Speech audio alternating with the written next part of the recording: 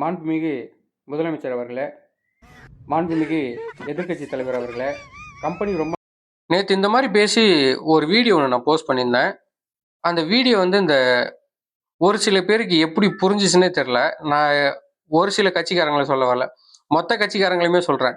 டிவிகேயா இருக்கட்டும், டிஎம்கேயா இருக்கட்டும், இல்லை அண்ணா திராவிட முன்னேற்ற கழகமாக இருக்கட்டும், எல்லாருமே வந்துட்டு பார்த்தீங்கன்னா கமெண்ட் வந்து கண்டம் பண்ணி கதறிக்கிட்டு இருக்கானுங்க. என்னடா நம்ம அரசியலை பற்றி நேற்று பேசவே இல்லையடா.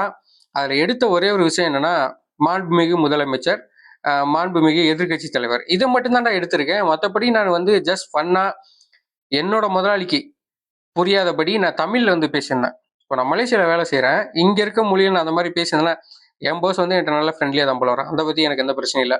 இருந்தாலும் இந்த விஷயம் வந்து என் போஸ்க்கு அதுக்கெல்லாம் போய் அவனுக்கு வேற நேற்று எனக்கு மெசேஜ் பண்ணி வர குரூப்பில் கேட்டானுங்க, என்னன்னா நீ பேசி வச்சிருக்க பாரு, நான் சம்பளத்தை எப்போ லேட் பண்ணேன், இந்த மாதிரிலாம் பேசி வச்சிருக்க அப்படின்னு சொல்கிறப்போ நான் உங்களை சொல்லலை, குறிப்பிட்டு நம்ம எல்லாரும் வேலை செய்யற இடத்துல இந்த மாதிரி பிரச்சனைலாம் இருக்கும்ல, அதை நான் ஃபன்னாக எடுத்து பேசினேன்னா மற்றபடி ஒன்றும் இல்லை, அது முடிஞ்சிருச்சு. ஆனால் இந்த கமெண்ட் வந்து கதறினவனுங்களா உண்மையிலேயே சொல்கிறேன், வேற மொழி பேசுகிற வேற இனத்தவனுக்கு கூட நல்லா புரியுது, ஏதோ அவன் ஃபன் பண்ணிட்டு ஏதோ வீடியோ பேசியிருக்கான் அப்படின்னு. கொடுக்குற சம்பளம் கொடுக்குற முதலாளிக்கே நல்லபடியாக புரிஞ்சிருக்கு. ஆனால் நான் தமிழில் தான் இதுக்குன்னு பேசினேன். நம்ம ஆளுங்க நீங்கள் இருக்கீங்களே, இந்த அனைத்து கட்சிக்காரங்களும் சொல்கிறேன், ஒரு சில கட்சியெல்லாம் இல்லை, அனைத்து கட்சிக்காரங்களும் கண்டமே கமெண்ட்ல வந்து கதறுன்னு கதறாங்க. அட நியாயமா ஏதாவது பேசுங்கடா, இல்லை வீடியோ ஃபுல்லாக பார்த்துனாச்சும் பேசுங்கடா அப்படின்னாலும் அதையும் பண்ண மாட்டேங்கிறானுங்க. எடுத்தோன்னே முன்னாடி எடுத்து பார்த்துட்டு உடனே இதை தான் பேசியிருப்பான், இப்படி தான் சொல்லியிருக்கான் அப்படின்ற ஒரு மனநிலைக்கு வந்துடுறீங்க. நான் தெரியாம தான் கேட்குறேன், எல்லா இடத்துலையும் அதே தானே, ஃபுல்லாகவே எதையும் செய்ய மாட்டீங்க, பார்க்க மாட்டீங்க.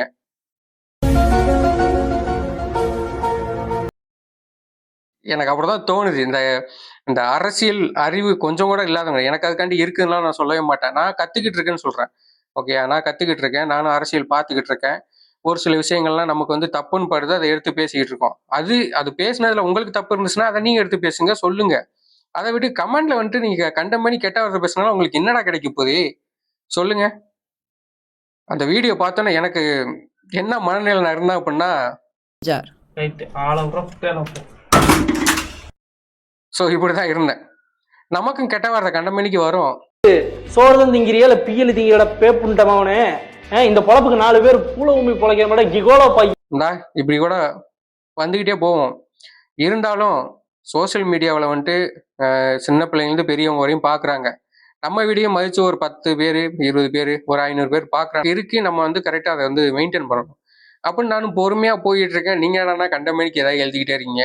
ஃபர்ஸ்ட் ஒரு வீடியோ போஸ்ட் பண்ணுறாங்க அப்படின்னா என்னன்னு பாருங்கடா, என்னன்னு பார்த்துட்டு அதுக்கப்புறம் நீங்கள் எழுதுங்க. நீங்கள் என்ன மயிர் எழுதினாலும் எனக்கு அதை பற்றி கவலையே இல்லை. என்னோட வளர்ப்பு என்ன, என்னோட குடும்பம் என்ன அப்படின்றது எனக்கு தெரியும்.